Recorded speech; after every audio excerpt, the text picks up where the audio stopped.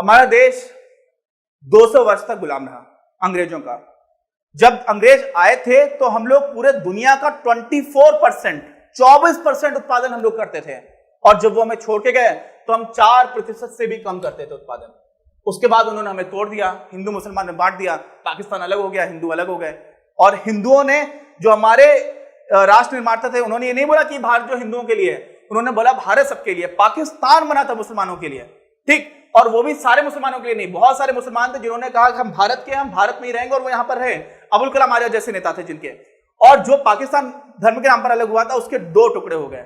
बांग्लादेश उनसे बन गया, हिंदुस्तान नहीं टूटा, हिंदुस्तान बढ़ गया। हमारे देश में सिक्किम आकर के जुड़ा, गोवा हमारे यहाँ 1967 में जुड़ा। तो हमें ये सारी चीजें समझनी चाहिए। तो आत्मनिर्भरता की जब मैं बात बता रहा हूं ना, तो वो इसलिए बता रहा हूं कि जो हमारा उपनिवेशवाद वाला समय था 200 साल का, वो बहुत ही हमारे लिए दुखद रहा। और वो दुखद क्यों रहा? क्योंकि उसमें अंग्रेजों ने हमारा बहुत शोषण किया।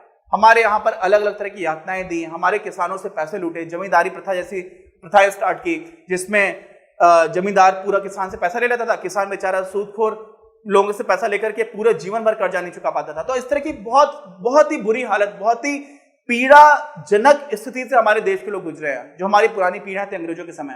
तो उन्होंने ये देखा कि यार ये सब हुआ क्यों? आखिर ये सब इसलिए हुआ क्योंकि हम लोग आत्मनिर्भर नहीं थे। आत्मनिर्भर का मतलब क्या हुआ कि हम लोग सेल्फ रिलायंट नहीं थे। रिलायंस नाम की एक कंपनी आज भारत की सबसे बड़ी कंपनी मानी जाती है, वो मुकेश अंबानी जी उसके अभी चेयरमैन है। तो सेल्फ रिलायंस का मतलब क्या हुआ? आत्मनिर्भर मतलब कोई भी चीज ऐसी ना हो जिसके लिए हमें किसी दूसरे देश से भीख मांगनी पड़े। भारत में बहुत समय तक बहुत सारी ऐसी चीजें थी जो बनती नहीं थी। तो हमारे नेताओं ने सोचा कि यार मान लो कोई ऐसी चीज है जो बहुत ही जरूरी है और हमारे देश में अगर नहीं बन रही है तो फिर में बहुत दिक्कत हो जाएगी। जैसे मैं आपको बताता हूं, मैं थोड़ा सा शायद कंफ्यूज हो रहा हूं। एक गेहूं की प्रजाति थी P480 नाम की।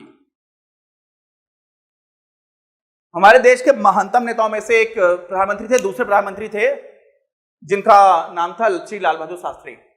तो वो उन्होंने जय जवान जय किसान का नारा दिया था, और एक समय पर भारत में गेहूं का बहुत संकट आया, खाने का सामान भी हमारे पास ठीक से नहीं था। तो उन्होंने जब ये नारा दिया जय जवान जय किसान, तो वो भी सप्ताह में 1 दिन व्रत रहा करते थे। और उस टाइम पर हम लोगों ने अमेरिका से मांग की कि यार हमें ऐसा है, आप गेहूं दे दो। तो उन्होंने हमें P480 नाम का एक प्रजाति है गेहूं की, वो वाला गेहूं हमें भेजा था। और वो गेहूं वहां पर जानवर खाया करते थे, समझ रहे हैं आप? सूअरों के बाड़े हुआ करते थे, उनको वो गेहूं खिलाते थे। वो लोग इंसानों के लिए उस गेहूं का प्रयोग नहीं करते थे, और वो गेहूं हमें भेजा गया था। और हमारी मजबूरी थी, क्योंकि हम लोग अपने ऊपर आत्मनिर्भर नहीं थे, हम किसी और के ऊपर निर्भर हो रहे थे, किसी और की तरफ हमें जाना पड़ रहा था, किसी और के सामने अपनी झोली फैलानी पड़ रही थी। तो हमारे नेताओं ने एक सोचा कि हमारी पंचवर्षीय योजनाओं में आत्मनिर्भरता को बहुत ज्यादा महत्व दिया जाए, हम किसी के सामने गिड़गिड़ाएंगे नहीं। और इसमें हम लोगों ने बहुत कोशिश की, बहुत दम लगाया, हमारे वैज्ञानिकों ने बहुत दम लगाया, हमारे कुछ बहुत महान नेताओं ने बहुत कोशिश की, हमारे कुछ IAS ऑफिसर्स ने बहुत कोशिश की, बहुत सारे लोगों ने बहुत मेहनत करने के बाद से फिर हमारे किसान भाइयों ने बहुत मेहनत की। फिर आती है ग्रीन रिवॉल्यूशन, जो हम लोग इसी चैप्टर में आगे अच्छे से पढ़ेंगे। लेकिन मैंने आपको थोड़ा सा ब्रीफ बता दिया कि आत्मनिर्भरता क्यों महत्वपूर्ण हो गई, क्यों जरूरी हो गई आत्मनिर्भरता। क्यों? क्योंकि हमें किसी दूसरे के सामने फिर से हाथ न फैलाना पड़े। क्यों? क्योंकि अगर ऐसा हो गया फिर से, तो क्या पता हम फिर से गुलामी की जो जंजीरें थी उसमें जकड़ना स्टार्ट हो जाए। क्या पता हमारे पूरे देश को किसी दूसरे देश के सामने झुकना पड़े, और वो हमारे आत्मसम्मान पर भी ठेस है, हमारी प्रगति पर भी ठेस है। ऐसी प्रगति का क्या फायदा कि आपने कुछ चीजें तो अच्छी कर ली, लेकिन आपको हाथ फैलाना पड़ रहा है किसी और के सामने। तो ये ना हो, ये हमारे उद्देश्य थे 4।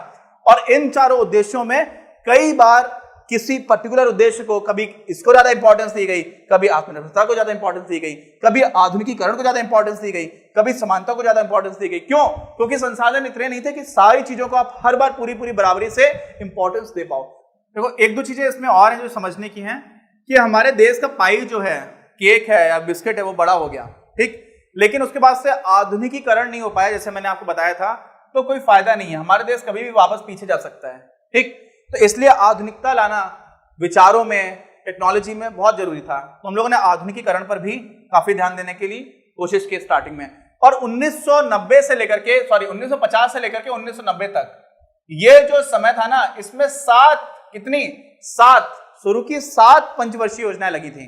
अब इन 7 में क्या क्या हुआ था, इन्हीं सारे महत्वों को, इन्हीं सारे इंपॉर्टेंट इश्यूज को फोकस किया गया था। अब आपके पास GDP भी बढ़ जाए और आपका मॉडर्नाइजेशन भी हो जाए, और ये संभव है कि किसी दूसरे देश की मदद से हो जाए। बहुत सारे देशों में ऐसा हुआ है। जैसे ऐसा नहीं कि उन लोगों ने कुछ नहीं किया, लेकिन कुछ मैं उदाहरण देता हूं। जैसे साउथ कोरिया है, साउथ कोरिया यानी कि दक्षिणी कोरिया, दक्षिण कोरिया में भी अमेरिका की बहुत ज्यादा मदद रही। आज हुंडई है, सैमसंग है, बहुत सारी ऐसी कंपनीज हैं जो साउथ कोरिया की कंपनीज है, पूरे दुनिया में तहलका मचा रही हैं। द्वितीय विश्व युद्ध में आपको याद है हिरोशिमा और नागासाकी पर अमेरिका ने बम गिराया था, कहां? जापान में। लेकिन उसके बाद से जापान की बहुत मदद भी की थी अमेरिका ने, बहुत तेजी से।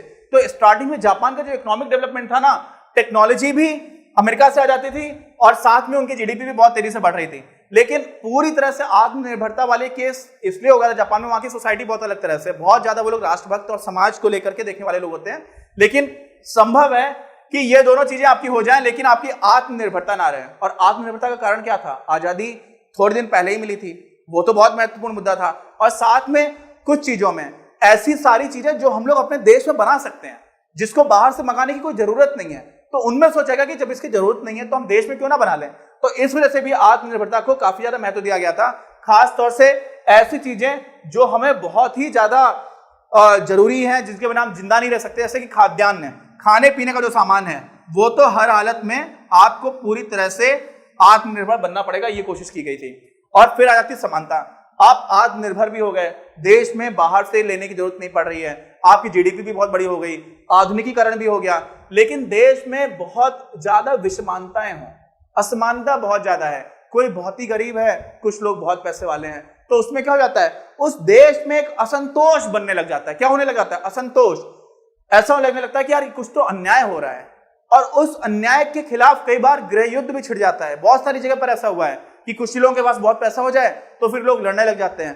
तो ऐसा जैसे फ्रेंच रिवॉल्यूशन आप पढ़ेंगे, फ्रेंच रिवॉल्यूशन मतलब फ्रांस की क्रांति जो हुई थी 1789 में। कब हुई थी? 1789 में। उसमें भी ऐसा ही कुछ हुआ था, हालांकि तब लोकतंत्र नहीं था, लेकिन वैसे ही हालात बन गए थे। तो वो ना हो इसलिए समानता को भी बहुत ज्यादा महत्व दिया जाता है। तो हम लोगों ने ये सारी चीजें पढ़ ली। अब हम क्या पढ़ेंगे? अब हम ये पढ़ेंगे कि 1950 से लेकर के 1990 तक जो हमारी प्रारंभ की 7 पंचवर्षीय योजनाएं थी, उनमें अलग अलग क्षेत्रों जैसे कि कृषि है, उद्योग है, सेवा क्षेत्र है, व्यापार है। मुख्य रूप से हम लोग पढ़ेंगे कृषि में, उद्योगों में और व्यापार में। इनमें कौन कौन सी योजनाएं बनाई गई, कौन कौन सी पॉलिसीज आई, और इन पंचवर्षीय योजनाओं के तहत कैसे कैसे उनमें कौन कौन सी प्रगति हुई, कहां कहां पर कौन कौन सी कमियां रह गई। तो मुझे लगता है कि आपको ये सारी चीजें थोड़ी थोड़ी समझ में आई होंगी।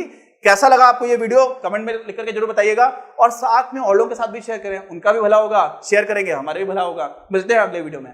अपनी क्लास का उद्देश्य आप सभी के लिए आप ही की भाषा में गुणवत्तापूर्ण शिक्षा उपलब्ध कराना है। कक्षा 12 तक के सभी प्रमुख विषयों पर हम वीडियोस बना रहे हैं, और कुछ विषयों पर वीडियोस आपके अपने चैनल अपनी क्लास की ही अन्य प्लेलिस्ट पर अपलोड भी हो चुके हैं। ज्ञान के प्रकाश से देश को सशक्त बनाने के हमारे इस प्रयास में इस चैनल को सब्सक्राइब करके और लोगों के साथ शेयर करके अपना बहुमूल्य योगदान जरूर दें। पढ़ेगा इंडिया तो बढ़ेगा इंडिया।